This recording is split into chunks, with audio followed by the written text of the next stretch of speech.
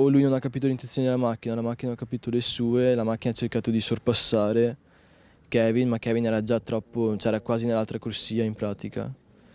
E quindi l'ha travolto in pieno. Cioè, io proprio visto la scena, cioè lui, la sua espressione facciale, tutto, di quando è stato, cioè, la macchina davanti, non si aspettava di ritrovarsela davanti. Sono gli amici che si trovavano con Kevin Carraro a raccontare i suoi ultimi istanti di vita. Kevin, tra 3 giorni avrebbe compiuto 18 anni, era il più grande del gruppo e frequentava l'Ipsia. Erano in 7 poco dopo la mezzanotte a percorrere in bici questo tratto di Via Lovara da Campigo a Castelfranco. Di ritorno da una serata trascorsa prevalentemente in un locale della zona, erano tutti diretti a casa. Stavamo procedendo in fila indiana in bicicletta in direzione di casa per tornare a casa e lui era poco avanti di me e rispetto a noi purtroppo lui era già verso, come dire, verso in mezzo alla strada.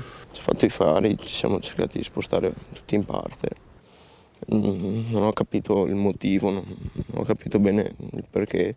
L'ho rivisto in mezzo alla strada con la macchina che l'ha travolto.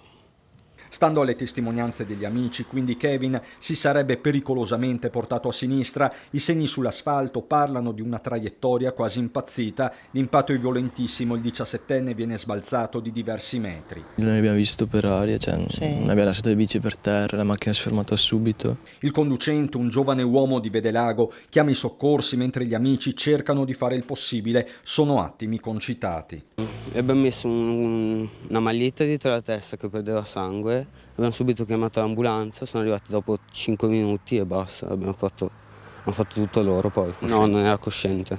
Siamo stati là a rianimarlo e batteva il cuore, quindi ancora batteva. Tu come stai? Sono scioccato.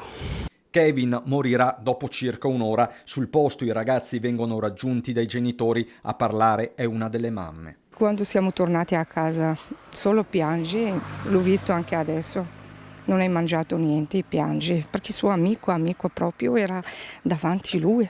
La procura ha aperto un fascicolo per omicidio stradale nei confronti dell'automobilista con i rilievi affidati alla Polstrada, che resta in attesa anche degli esami alcolemici e tossicologici di rito. Allo stato attuale però sembrano escludersi positività.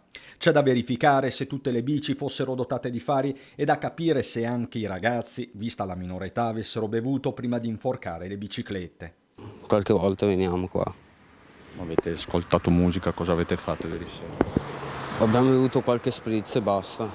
Kevin viveva con i genitori in via Valsugana e non stava mai fermo. Il freerunning, come si vede sui social, era la sua passione. Kevin era il ragazzo più responsabile, dato che era il più grande, ci teneva tutti noi, siamo tutti come fratelli alla fine. Un ragazzo stupendo. Mi ricordo le sue ultime risate, Un bravo ragazzo, solare con tutti, simpatico, non ti aveva mai fatto un torto, una brava persona, non se lo meritava, di certo non lui.